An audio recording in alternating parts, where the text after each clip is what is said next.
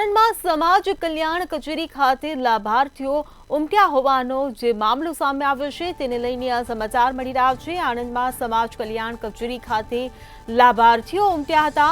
એક જ સ્થળે જિલ્લાનો કેમ્પ યોજાતા અવ્યવસ્થા સર્જાઈ હતી, ત્યારે જિલ્લા સમાજ કલ્યાણ વિભાગની બેદરકારી સામે આવી હતી। તો બેદરકારી સામે આવતા જ કલેક્ટર અને મ્યુનિસિપલ કમિશનરે મુલાકાત લીધી, પ્રાંત અધિકારીએ પણ સ્થળ મુલાકાત લીધી।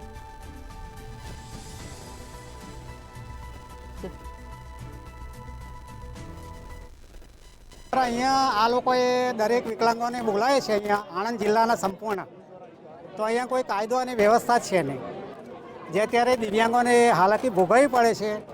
અત્યારે કોઈને પેશાબ કરવો હોય, કોઈ બ્લાઇન્ડ હોય, એ લોકોને અહીંયા આ લોકો અમારું કાગળ લે છે ડોક્યુમેન્ટ, એ લોકોએ નંબર આપ્યા છે છતાં પણ અહીંયા નંબરે લેતા નથી, ડાયરેક્ટ અંદર ગાલે છે અને અત્યારે હાલાકી બહુ ભોગવવી પડે છે। હું 8 વાગ્યાનો આવ્યો છું અહીંયા, મારી મિસિસને લઈને, દિવ્યાંગ છે, વિકલાંગતા, અમારે કેટલી હાલાકી ભોગવવી પડે। કોઈ અહીંયા સુવિધા કોઈ જાતની છે નહીં અને મારા મનથી એવું જ છે આ કંપની જે આવી છે ને એ કંપનીએ ખાલી ઇન્કમ ટેક્સ બચાવવા માટેની પોલિટિક્સ જ રમ્યા છે આ લોકો।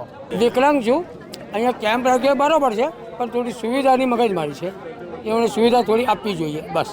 આપને નંબર પ્રમાણે એન્ટ્રી મળે ના, નથી મળતી અને થોડી સુવિધાનો અભાવ છે, કન્ડિશન વીક અવેલેબલ। અહીંયા સમાજ સુરક્ષા કચેરી દ્વારા દિવ્યાંગજનો માટે કૃત્રિમ અંગદાન મળી શકે તે માટેની એક કેમ્પનું આયોજન કરવામાં આવ્યું છે। અમોને જ્યારે સૂચના મળી કે અહીંયા ઘણા મોટી સંખ્યામાં લોકો આવ્યા છે, એટલે અત્યારે હું રૂબરૂ સ્થળ પર જોવા માટે આવ્યો છું। અહીંયા જોતાં મને જણાઈ આવે છે કે લગભગ 100 થી 150 જેટલા દિવ્યાંગજનો અહીંયા આવ્યા છે। દરેકનું રજિસ્ટ્રેશનનું તથા તે લોકોના મેડિકલ ચેકઅપ માટેની વ્યવસ્થા થઈ રહી છે। અહીંયા હાલ અત્યારે અમો દ્વારા સ્ટાફને તથા પોલીસને બોલાવી અને તેઓની વ્યવસ્થિત લાઇનસર તપાસ થાય, લાઇનમાં તમામ લોકો બેસે, તે લોકો માટે ચેરની વ્યવસ્થા, પાણીની વ્યવસ્થા તથા નાસ્તાની વ્યવસ્થા થાય તે માટેના મેં સૂચનો આપ્યા છે। આપણી સાથે લાઈવ જોડાઈ ગયા છે જે સપન આણંદમાં સમાજ કલ્યાણ કચેરી ખાતે લાભાર્થીઓ ઉમટ્યાનો જે મામલો સામે આવ્યો છે, ત્યારે જિલ્લા સમાજ કલ્યાણ વિભાગની બેદરકારી માટે શું કહેશો? ચોક્કસથી જે પ્રકારના દ્રશ્યો આણંદથી સામે આવ્યા છે, આણંદ તાલુકા કક્ષાએ થતા કાર્યક્રમને જિલ્લા કક્ષાનો બનાવી આણંદ શહેરની અંદર જ આ કાર્યક્રમ રાખવામાં આવતા જિલ્લાના જે તમામ નાગરિકો છે, જે લોકો સહાય મેળવવા માટે અત્યારે આવી પહોંચ્યા છે, કેમેરામેનને રિક્વેસ્ટ કરીશ કે દ્રશ્યો બતાવવાનો પ્રયત્ન કરે। આ જે દ્રશ્યો છે તે તમામ લોકો અત્યારે ક્યાંક ને ક્યાંક અહીંયા સહાયતા લેવા માટે આવી પહોંચ્યા છે, પરંતુ ક્યાંક ને ક્યાંક સમાજ કલ્યાણ વિભાગની ગંભીર બેદરકારીના કારણે અહીંયા લોકોને હાલાકી ભોગવવાનો વારો આવ્યો છે। ભારત સરકારના સામાજિક ન્યાય અને અધિકાર મંત્રાલય હેઠળ યોજનાનો કેમ્પ રાખવામાં આવ્યો હતો, જેમાં દિવ્યાંગજન સશક્તિકરણ માટે આ કેમ્પનું આયોજન કરવામાં આવ્યું હતું।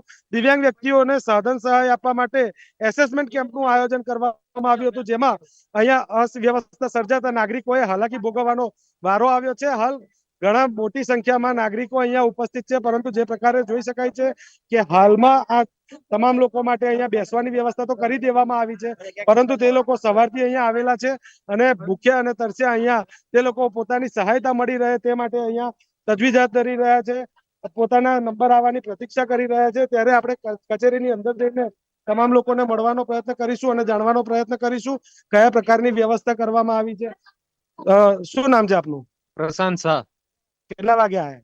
સવારના 9 વાગ્યાનો આવ્યો છું। કેવી અહીંયા વ્યવસ્થા શું છે? ઘણી એ લોકોએ તો ઈચ્છા તો ઘણી હતી એ લોકોની, પણ વ્યવસ્થા બધી ડોખરે કે જે બધાની વ્યવસ્થા મળવી જોઈએ એ રીતની વ્યવસ્થા મળી નહીં, કેમ કે અહીંયા બધી પબ્લિક એટલી બધી ભેગી થઈ ગઈ, પણ કઈ બાજુ કઈ કરવું કોઈને ખ્યાલ આવ્યો નહીં, એટલા માટે બધા ભેગા થઈ ગયા અને પબ્લિકનો ધસારો એટલો થયો કે ઓફિસનો કાચે તોડી કાઢ્યો। આ માટે વ્યવસ્થા આયોજકો જે લોકોનો ભાવ જે છે એ પ્રમાણે ભાવ પ્રમાણે વ્યવસ્થા પણ એવી ઊભી કરી હોય તો જેથી આ બધી પબ્લિકને એક વ્યવસ્થિત માર્ગદર્શન મળી શકે અને વ્યવસ્થિત આમાં સાથ સહકાર આપી શકે। કયા પ્રકારની સહાય માટે આપ આવે?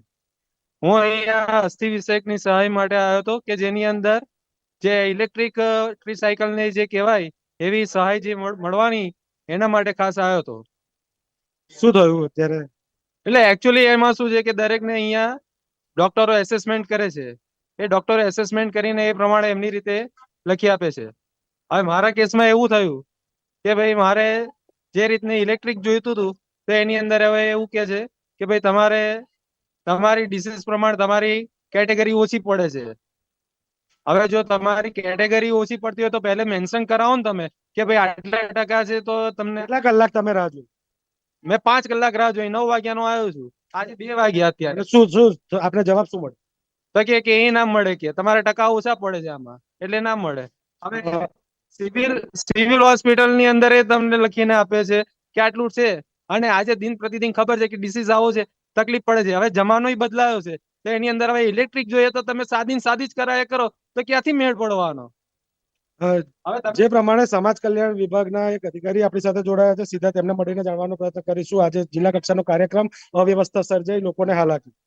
હા, આ જિલ્લા કક્ષાનો અમે પ્રોગ્રામ રાખ્યો છે CSR મારફતે, ભારતીય કૃત્રિમ અંગ નિર્માણ દ્વારા રાખવામાં આવેલો છે. ખાસ કરીને અમે સૌપ્રથમ 500 વ્યક્તિને જ બોલાવવામાં આવ્યા હતા, પણ દિવ્યાંગ વ્યક્તિના કારણે 2 કે 3 વ્યક્તિઓ વધુ હોવાના કારણે અત્યારે ભીડ પહેલા જોવા મળી હતી અને થોડી અવ્યવસ્થા સર્જાઈ હતી. બાકી દિવ્યાંગો માટે જે એક પ્રકારની અમે વ્યવસ્થા કરી છે, બરાબર, ચા નાસ્તાની વ્યવસ્થા, પાણીની વ્યવસ્થા, ખુરશીઓની વ્યવસ્થા. સાહેબ, કોઈને પાણી નથી મળ્યું. અહીંયા સવારથી 9 વાગ્યાથી 7 વાગ્યાથી લોકો આવેલા છે, પાણી બી નથી મળ્યું. ના, તમે અત્યારે જોઈ શકો છો. અત્યારે તો કલેક્ટર સાહેબ આવીને ગયા પછી અત્યાર સુધી પાણી નથી મળ્યું. ના, અમે પછી ગોઠવાય ને, અમારું એરેન્જમેન્ટ હતું જ. નહીં તો તમે ડોક્ટરો, અમારું જે CSR ફંડ. સાહેબ, નાગરિકો ખોટું બોલી રહ્યા છે, જે લાભાર્થીઓ આવ્યા છે. ના, અમારે જે એલિમ્કો તરફથી જે એ લોકો ફંડ આપેલું છે એ પ્રમાણે અમે વ્યવસ્થા કરેલી છે. એમને 25,000 ની મર્યાદા છે આ એસાઇનમેન્ટ કેમ્પમાં જે વ્યવસ્થા કરવાની હોય છે. તમે ડોક્ટર સાહેબને પણ પૂછી શકો છો કે સાહેબ, બહાર જે લોકો ઉભા છે તે લોકો અત્યારે હાલાકી ભોગવી રહ્યા છે. આ જે બેસવાની વ્યવસ્થા કરાઈ, ફોર્મ કલેક્ટ કરાય, કલેક્ટર સાહેબની સૂચના આપ્યા બાદ આ કાર્યવાહી થઈ છે. અત્યાર સુધી 1 કલાક પહેલા સુધી તમામ નાગરિકોને ઉભા રહેવાની પણ તકલીફ પડતી એવી વ્યવસ્થા અહીંયા જોવા મળતી હતી. હા, એ માનું છું, ઉભા રહેવાની વ્યવસ્થા એના કારણે છે કે અમે 500 વ્યક્તિ દિવ્યાંગોને બોલાયા, બરાબર છે. એમાં એક દિવ્યાંગ પાછળ 2 કે 3 વ્યક્તિઓ આવવાના કારણે ભીડ જામી અને ઉભા રહેવાની વ્યવસ્થા સર્જાય છે.